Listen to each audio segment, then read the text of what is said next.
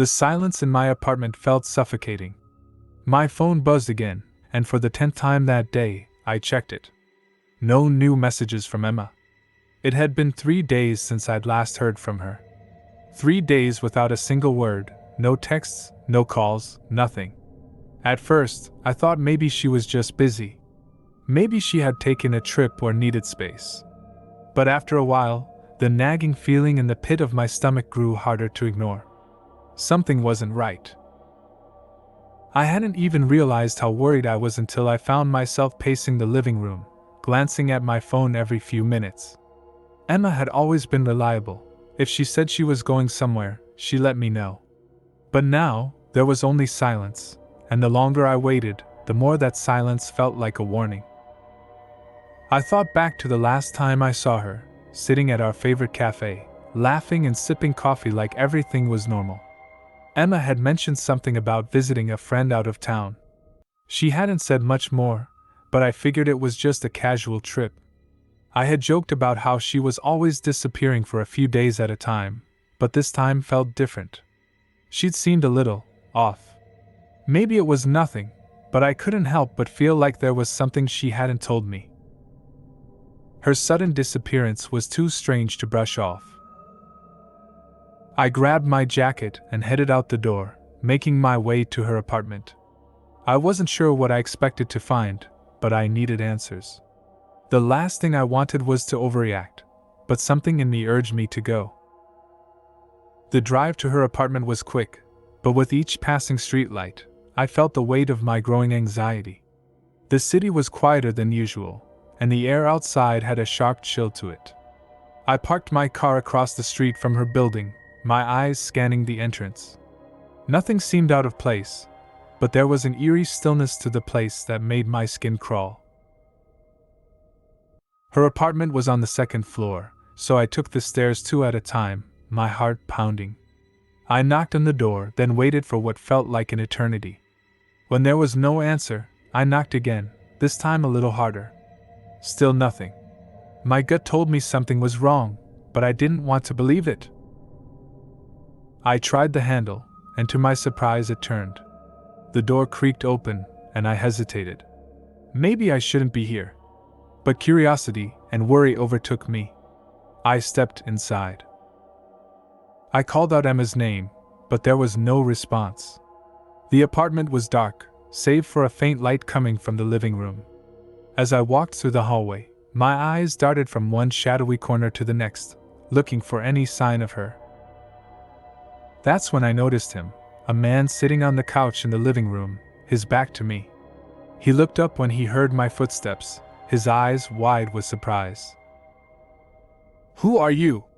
I asked, instinctively taking a step back. The man stood up slowly, adjusting his worn jacket.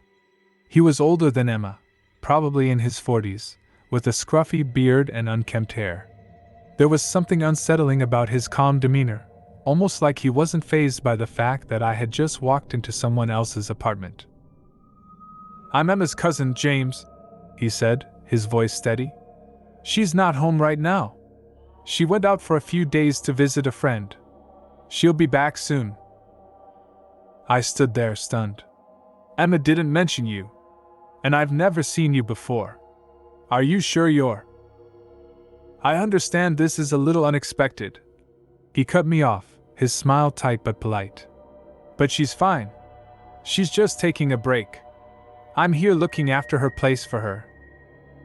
I felt uneasy.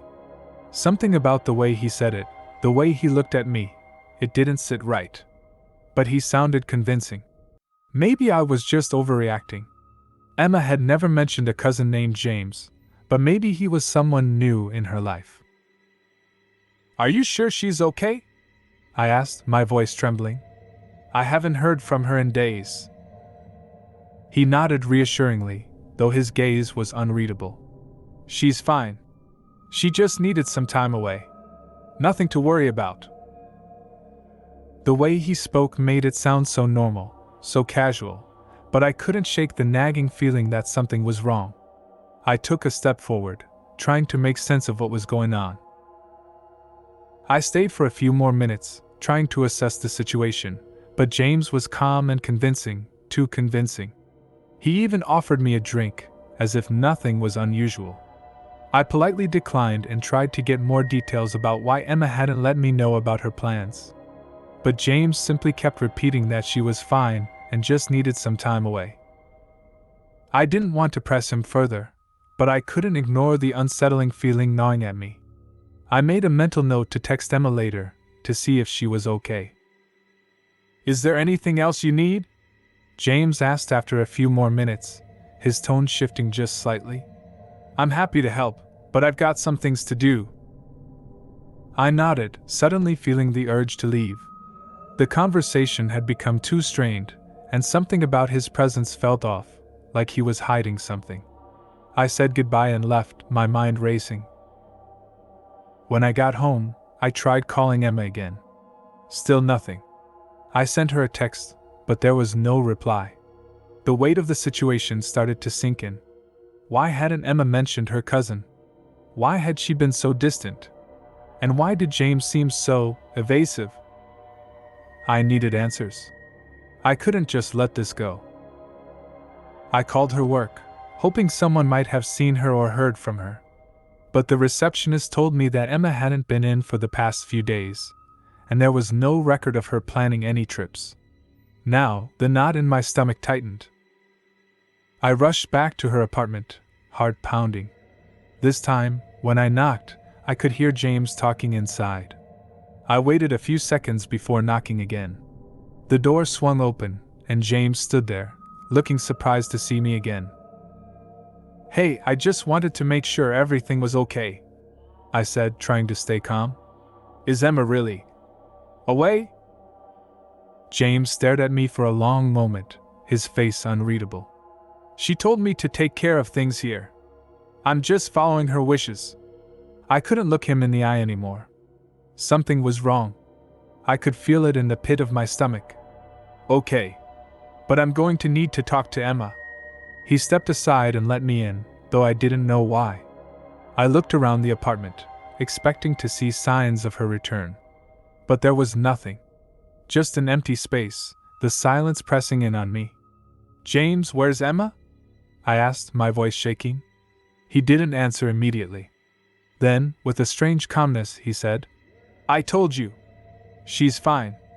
I turned to face him, my mind racing. "James, I'm not leaving until you tell me where she is." My heart pounded as I took a step back, suddenly terrified. I couldn't shake the feeling that something was horribly wrong. My body told me to leave, that I needed to get out of there before things escalated further. I couldn't bring myself to call the police. What if James was telling the truth? What if Emma really was just away, and I was overreacting? My breath quickened as the uncertainty clawed at my mind. But the unease in my gut told me to be cautious.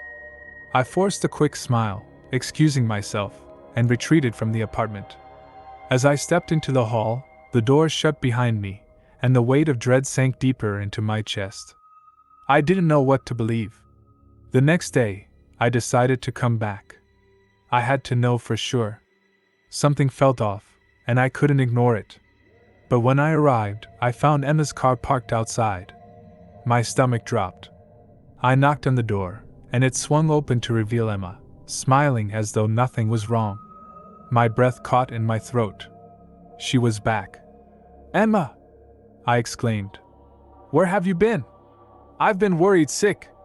She looked confused, a frown crossing her face. "What are you talking about? I told you I was going away." I stared at her, my mind spinning. "Emma, I went to your apartment yesterday. There was a man, James. He said he was your cousin, but..." What are you talking about?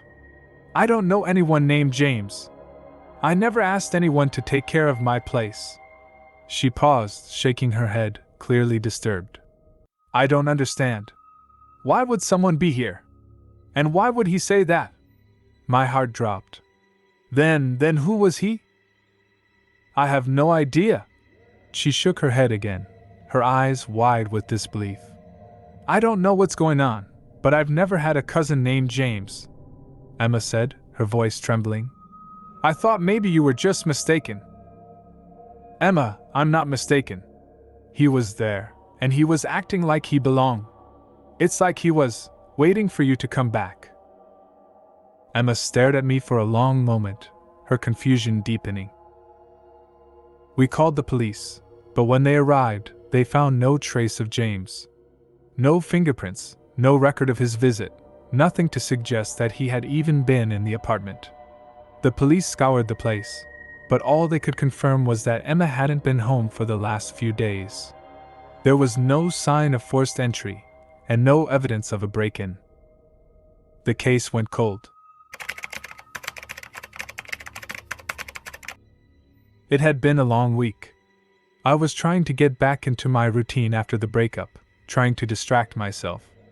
I'd been staring at my phone for most of the evening, scrolling through social media, catching up on work emails, and generally wasting time. Some days, it felt like I was constantly trying to fill the silence that seemed to echo through my apartment. Alone, in the small, quiet space, I could feel my mind wandering to thoughts I wasn't ready to face. I missed her, even though I knew the breakup had been for the best. Still, the empty space beside me in bed was hard to ignore. The apartment felt different now, colder, like it was haunted by memories that refused to fade. I had no one to blame but myself. The relationship ended amicably, but the loneliness settled in, a weight I wasn't sure how to shake off. I grabbed a glass of water, trying to distract myself. The sound of the refrigerator humming was louder in the silence. Outside, the city lights flickered beneath the window like distant stars. The streets were busy, but up here on the 4th floor, it felt peaceful, almost isolating. The clock read 11:45 p.m. I was starting to get sleepy when I noticed something. A shadow moved across the alleyway below. It wasn't uncommon for the occasional passerby to walk through the back street, but this felt different. The figure was moving swiftly, ducking low, almost as if trying to avoid being seen. For a moment, I thought I imagined it, but then the shadow paused, standing still for a moment. My heart skipped. Something about it felt wrong. I tried to ignore it, but curiosity kept me glued to the window. The figure, dressed in dark clothing, was positioned near a car parked by the alley. He wasn't just standing there, he was waiting. I thought about calling the police but hesitated. It could just be someone walking late at night, right? But then I saw the glint of something metallic in the person's hand, a crowbar. My stomach tightened. A robbery. The realization hit me in an instant. My apartment was a good few floors up, and the windows were thick, but the fact that I could see everything so clearly made my mind race. The man moved with purpose, heading toward the door of a nearby building. The door creaked as it opened slightly, and I saw the faint outline of the man entering, vanishing into the dark interior. I grabbed my phone and dialed the police, my hands trembling. But as the line rang, I caught a glimpse of movement. The figure had reappeared, this time in a different part of the alley. He was looking up, scanning the windows. I froze, feeling a chill crawl down my spine. I ducked back behind the curtains, my heart pounding in my chest. I cursed under my breath, realizing the light inside probably made me a perfect target. The streetlights outside cast long shadows that stretched across the walls, and I realized that the once comforting sounds of the city now felt ominous. The silence inside the apartment was suffocating.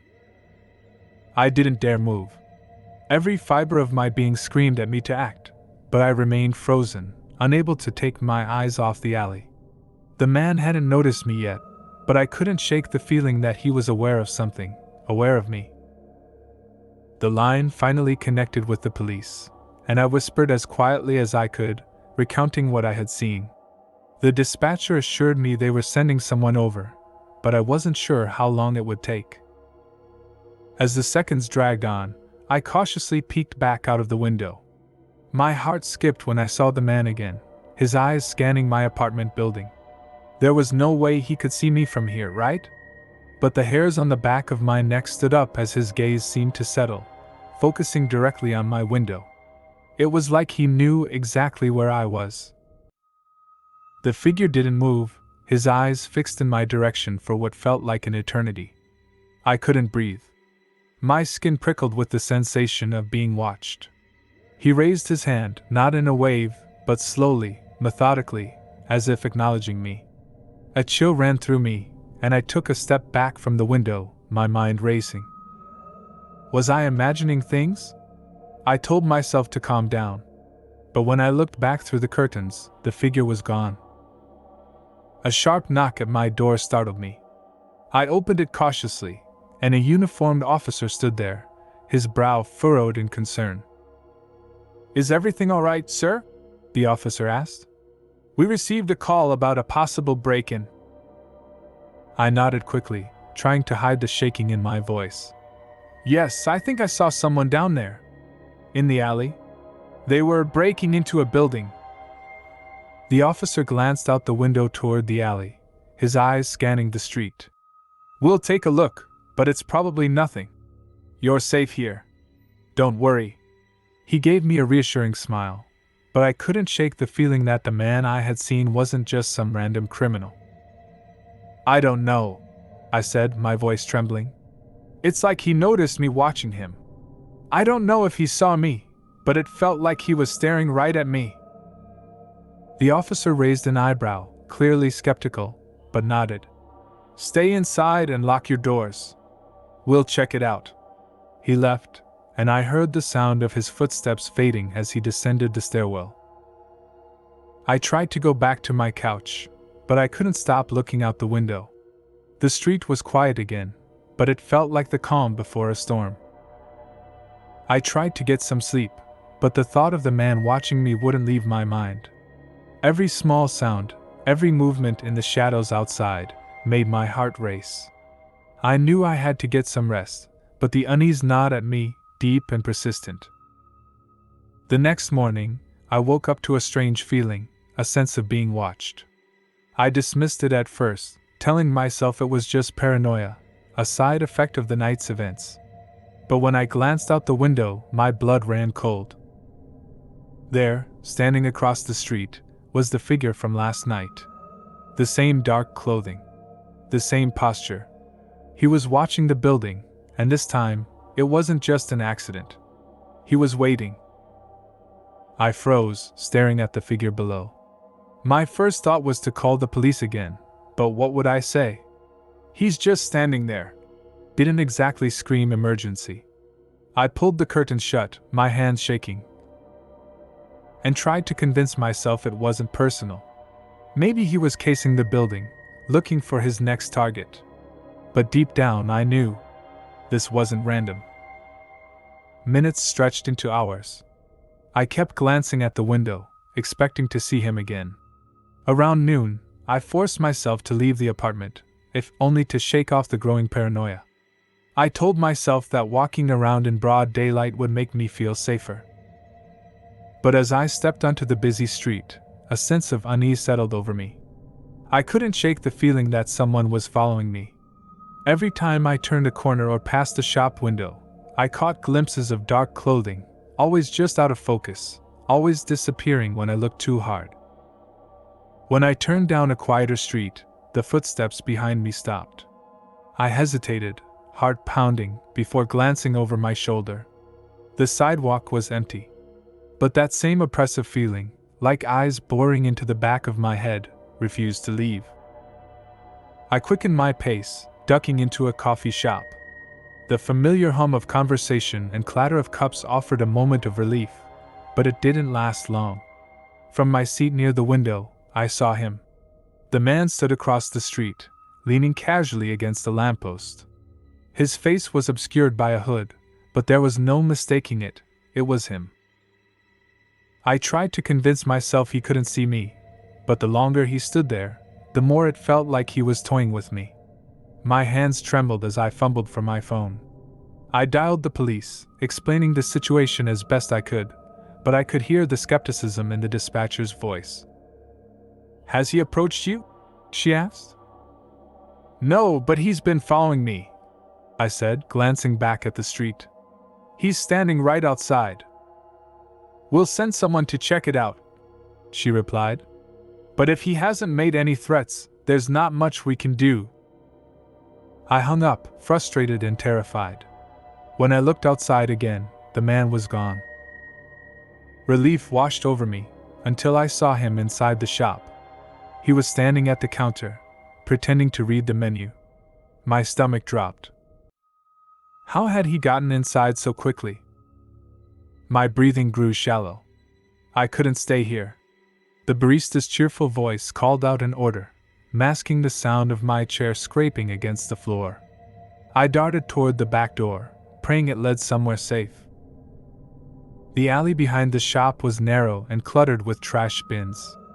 I hesitated for a moment, unsure which way to go, before hearing footsteps behind me. I ran. My chest burned, and my legs screamed in protest, but I didn't dare stop. Every corner I turned, every alley I darted down, I felt him closing the distance. The city around me blurred into a haze of gray buildings and shadowy figures. I stumbled into a parking lot, breathless and desperate, searching for a hiding spot. A row of parked cars offered some cover. I dropped to the ground, wedging myself between two vehicles, and tried to quiet my breathing. Footsteps echoed nearby, slow and deliberate. He wasn't running anymore. He didn't need to. He knew I was trapped. I clenched my fists, my mind racing through my options. Could I fight him? Would anyone hear me if I screamed? The footsteps grew louder, stopping just on the other side of the car. I held my breath, heart hammering in my chest. The sound of keys jingling startled me. I peered out from my hiding spot, watching as the man leaned against a nearby car, his back turned. He was playing with something, a set of keys? A knife? I couldn't tell. When he turned slightly, I caught a glimpse of his face. It was calm, almost bored, like he was waiting for something. Suddenly, a car engine roared to life, and headlights flooded the parking lot. The man froze, startled, as a car backed out of a nearby spot. Seizing the distraction, I bolted from my hiding spot, sprinting toward the street. I didn't stop running until I reached a police station. Bursting through the doors, I gasped for breath, stammering out my story to the officer at the front desk. This time, they took me seriously. 2 officers escorted me back to my apartment to collect some belongings, then helped me find a hotel for the night. But even in the safety of the hotel room, I couldn't shake the feeling that he was still out there, watching, waiting. Every creak of the floorboards, every shadow that danced across the walls, sent a jolt of fear through me. I didn't sleep that night. The next morning, I packed a bag and left town. I didn't tell anyone where I was going, not even my family. It didn't matter. No matter where I went, I knew the feeling would follow me.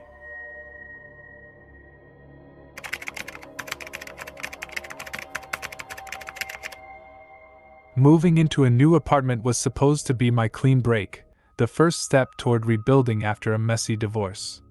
The one-bedroom unit wasn't much: cracked plaster walls, drafty windows, and a carpet that looked like it had seen better decades. But it was cheap, available, and most importantly, far away from where I'd spent the last few years trying to make a failing marriage work. The building had its quirks, though.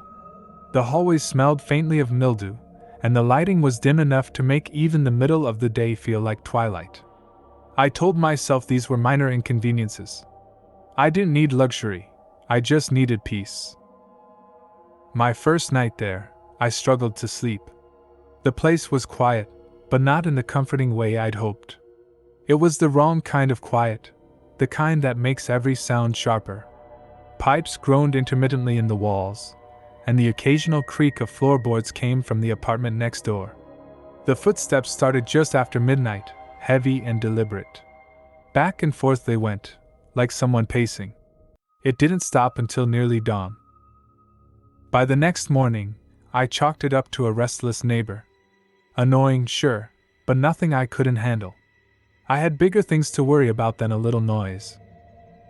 It was the second day when I found the hole. I was rearranging the furniture, trying to make the space feel a little less like a temporary solution and a little more like home. When I moved the old dresser against the wall, I saw it, a small, perfectly round hole, roughly the size of a quarter. It was oddly clean for something in this worn-down building, like it had been drilled deliberately. I crouched down, my curiosity outweighing my unease, and pressed my eye to the opening. What I saw made my skin crawl. The apartment next door wasn't empty, but it wasn't furnished in any normal way. The walls were painted a dark, oppressive red. A single wooden chair sat in the middle of the room, and a desk covered in scattered papers was pushed against the far wall. But it was the photos that drew my attention. They were everywhere, taped haphazardly to the walls in uneven rows.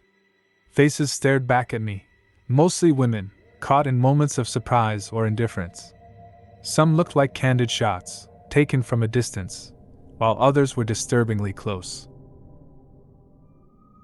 A loud thud from the other side of the wall made me jerk back. My heart pounded as I scrambled to my feet, suddenly aware of how exposed I was. I shoved the dresser back into place, blocking the hole. For the rest of the day, I couldn't shake what I'd seen. Every creak and groan of the building felt like a threat, and the pacing footsteps started again that night, more deliberate than before. I spent the next morning trying to convince myself I'd imagined it. Maybe it was some kind of art project, I thought. People collected weird things, and I didn't want to jump to conclusions. Still, I couldn't let it go. The red walls, the chair, the photographs, they didn't belong to someone with harmless eccentricities. I decided to report it to the landlord. Mr. Bellamy was an older man with a no-nonsense demeanor. He arrived with a maintenance worker in tow, looking thoroughly unimpressed as I explained the situation. "You're saying there's a hole in your wall, and you saw what, exactly?" he asked. "Photos," I said. "Hundreds of them. It's not normal. You need to check it out." He exchanged a look with the maintenance worker before sighing. "Fine. Let's have a look." I stayed in my apartment while they went next door. The minutes dragged on, my anxiety growing with every passing second. Finally, they returned, both of them looking puzzled. "There's nothing there," Mr. Bellamy said. "What do you mean?" "The place is empty," he insisted. "No furniture, no photos, no red walls. Just an empty apartment." I stared at him, my stomach sinking. "That's not possible. I saw it." He shrugged. "I'll have someone patch the hole, but there's nothing else to be done. Let it go." I tried to take his advice, but the unease lingered. That night, as I lay in bed, I heard the pacing again.